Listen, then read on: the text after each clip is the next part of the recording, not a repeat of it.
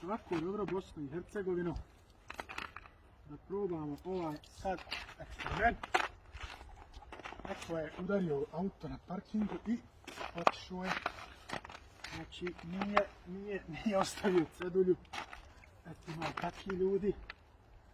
Da ćemo sad probati to s toplom vodom i sa ovim za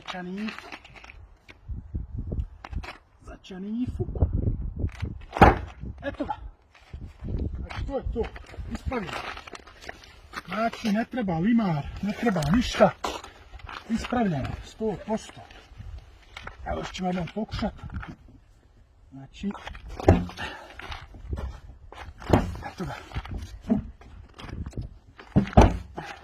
Već je ušlo. Vrta tu mala rupica. Ona se neće moći izvući. Tu je kamen. Uglavnom, može se raditi na plastici. Na plastici se može raditi. Evo ovdje ima malo udar. Sad kako je udario, to ću još malo ispolirati. I to je to. Eto ga.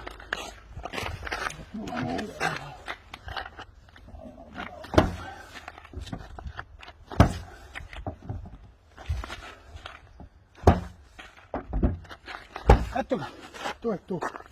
Svako dobro Bosne i Hercegovine. Do sljedećeg nekog javljanja. Prekine.